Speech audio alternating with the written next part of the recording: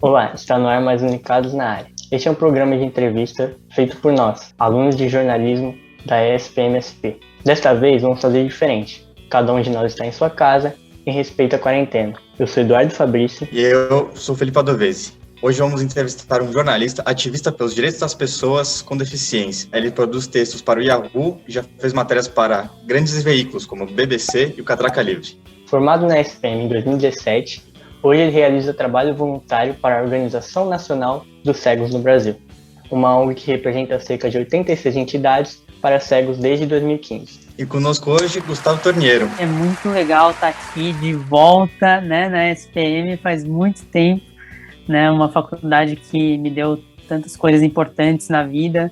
Me formei em 2017, então já faz um tempinho.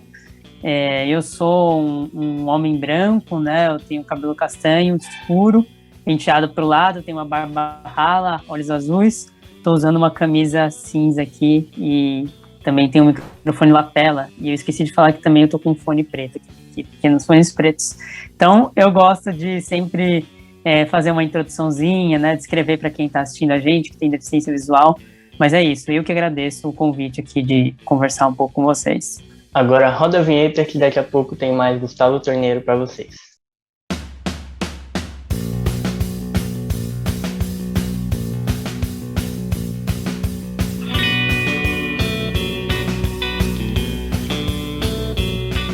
Para começar a nossa entrevista, Gustavo, eu gostaria de perguntar o porquê do jornalismo.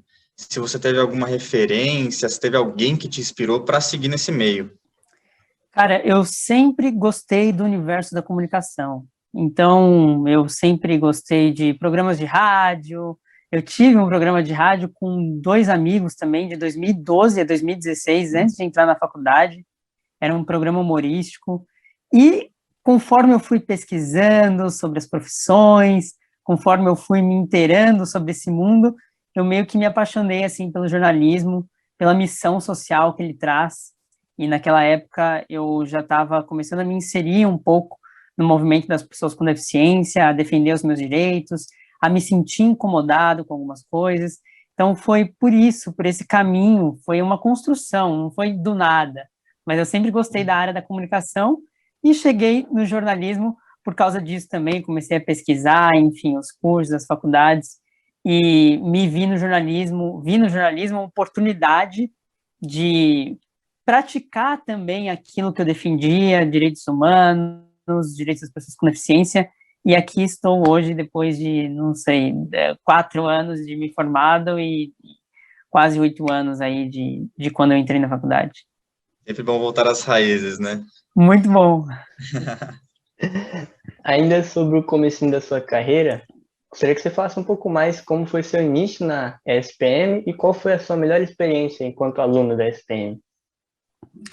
Olha, não é puxando sardinha, não, mas eu acredito que uma das principais experiências foi participar do que a ESPM tinha a oferecer dentro da faculdade.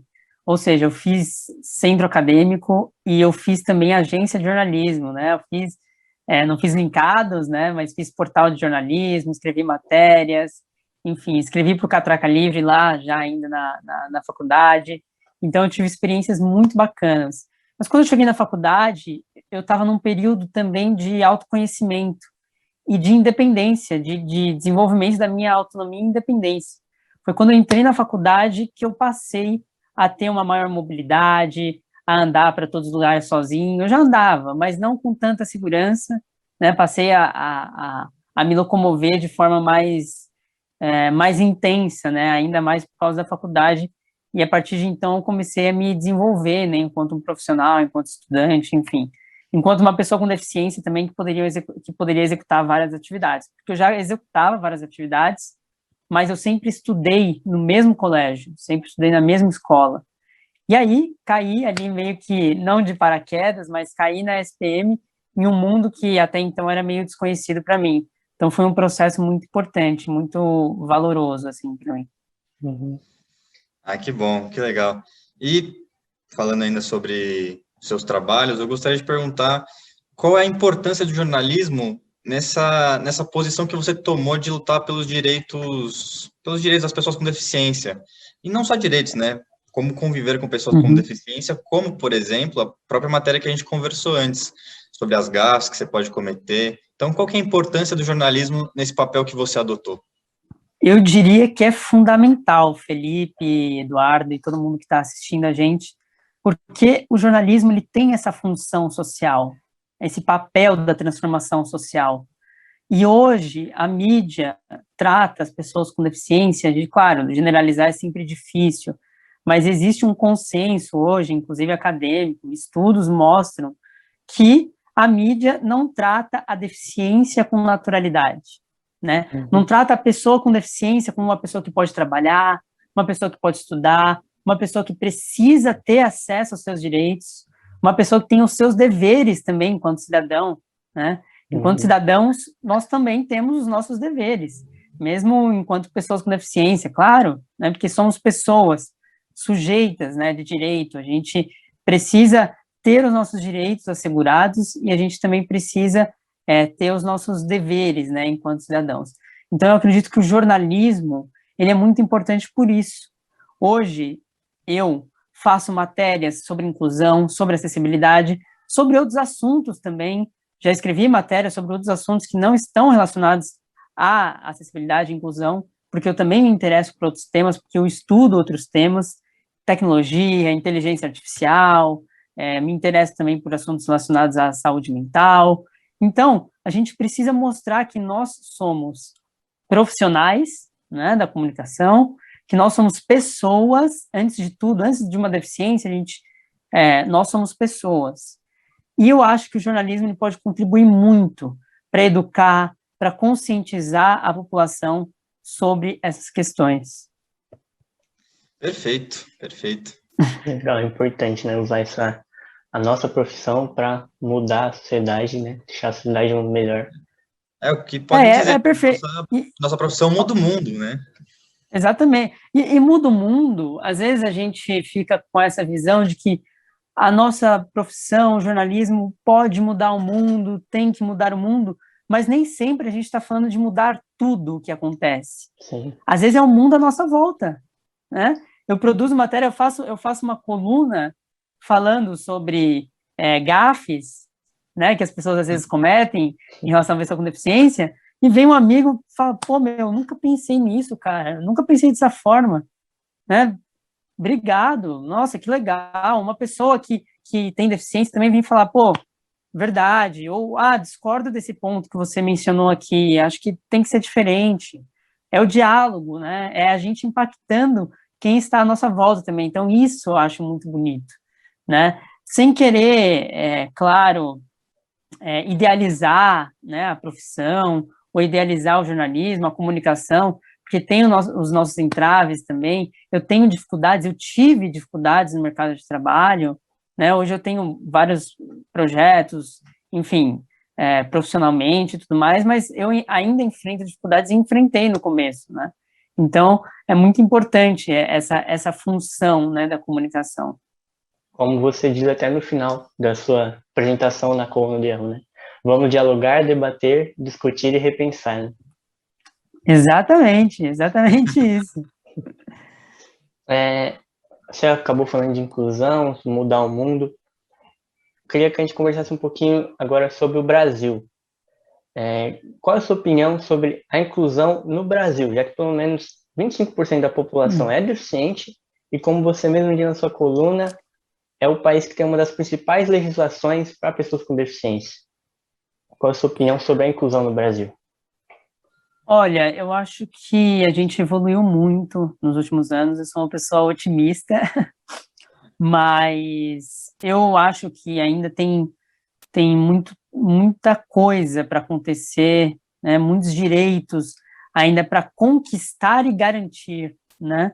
Porque ainda a gente tem dificuldade no acesso ao trabalho, ainda a gente tem dificuldade no acesso à educação, no acesso à cultura, né? E isso muitas pessoas, principalmente aquelas que têm menos propensão, né? Menos propensão a ter acesso a esses serviços, né? A gente tem uma estimativa de que muitas pessoas com deficiência também tem uma dificuldade maior de renda. Então, a gente tem uma situação, e ainda que o nosso país ele é muito desigual, a gente tem uma desigualdade abissal, social, econômica, então é muito complexo hoje a gente falar de inclusão de pessoas com deficiência por causa de todas essas desigualdades. Mas eu acredito que a gente evoluiu, está evoluindo ao longo dos anos. Eu sou uma pessoa otimista, né? Me perguntaram, inclusive, num evento que eu participei, nossa, mas o que você acha do futuro, né? O que vai ser? Eu falei, olha, eu preciso acreditar que vai ser melhor, né? Até por causa da minha luta, né? Até por causa da minha defesa, né?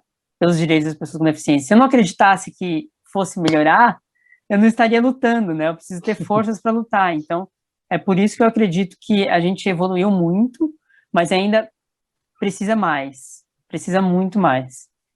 Certo. Processo de evolução. É um processo de evolução, é um processo de aprendizado. Eu costumo dizer que ser incisivo não é a mesma coisa de ser agressivo. Então, hoje, a minha militância é de mostrar para as pessoas que sim, nós somos capazes, que sim, algumas pessoas precisam de apoio, precisam de ajuda, né, auxílio, para realizar algumas tarefas, dependendo da deficiência que ela possui, mas que nós somos pessoas em primeiro lugar. Então, é essa a minha luta diária, inclusive no jornalismo, né, para educar a mídia, para falar sobre como devemos falar sobre as pessoas com deficiência e tudo mais. Aproveitando que a gente está um pouquinho no assunto da sua coluna, na mesma apresentação que eu citei antes, você revela que você tinha um desejo antigo de ser um colunista. Por quê? De onde vem esse desejo por escrever colunas? Olha, eu acho que quando você tem uma coluna, você tem um espaço para você poder dizer o que você pensa, né? E como eu disse na abertura dessa minha coluna, na apresentação, você está ocupando os espaços. Ocupar espaços é importante. É mais uma pessoa com deficiência que está na mídia.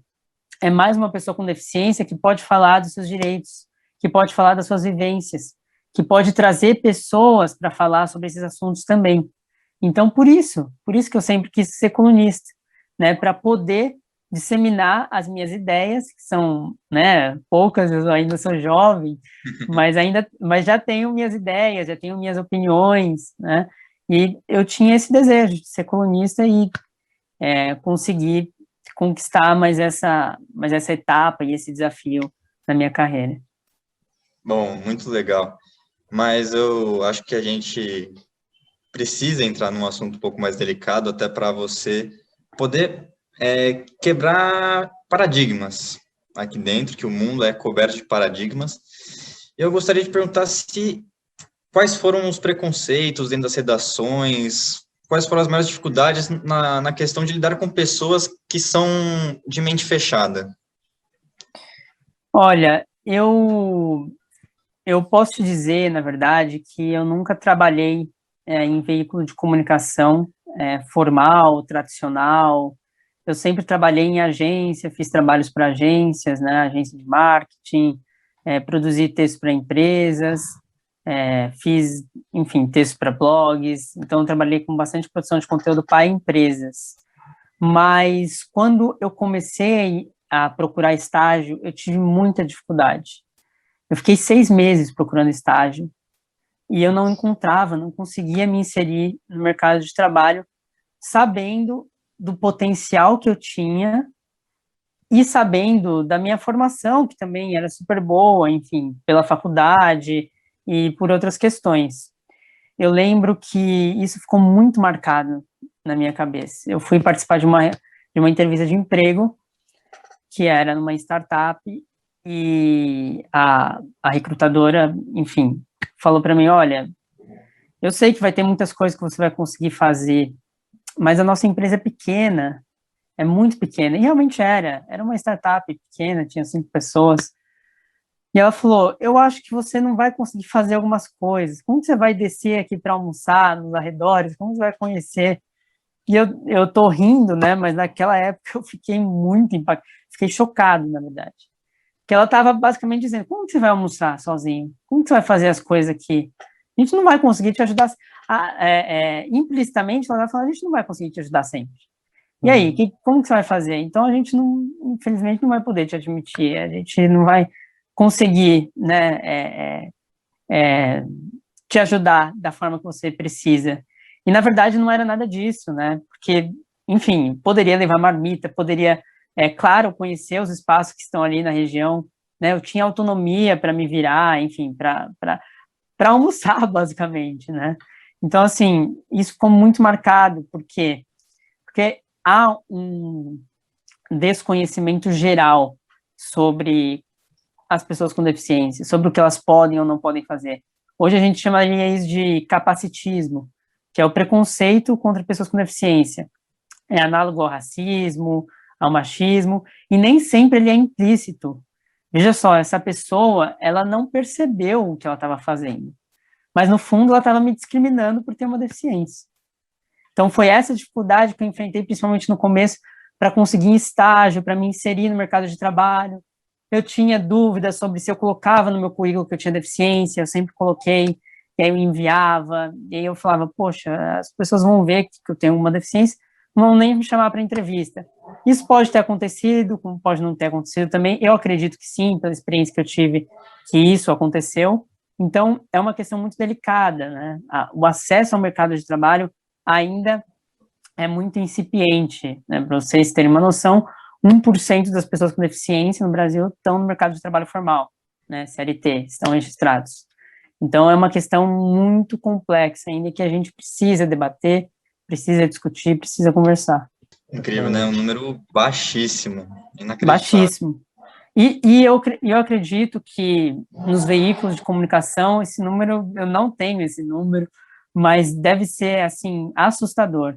Porque a gente tem pesquisas hoje que mostram que a diversidade no jornalismo, por mais irônico que seja, a diversidade nas redações é baixa, né? São muitas pessoas brancas, né, pessoas privilegiadas, e não é culpa dessas pessoas, não é isso que eu estou falando, mas é inegável, há uma baixa diversidade até dentro das redações dos veículos de comunicação. Agora eu gostaria de falar como como foram suas experiências, por exemplo, na BBC e na Catraca Livre, e como está sendo suas experiências agora no Yahoo também, porque a gente já conversou, tem muitos trabalhos muito interessantes, muito informativos, que servem para a gente aprender mesmo. Sabe, quando eu fiz a minha matéria, foi um freelance, né, que eu fiz para a BBC, eu não trabalhei diretamente com eles, não era jornalista da BBC, faço trabalhos freelancers também, e foi muito importante para mim, porque eu saí da faculdade e eu falei, eu vou publicar uma matéria na BBC, eu vou publicar uma matéria na BBC, não sei como, mas isso vai acontecer.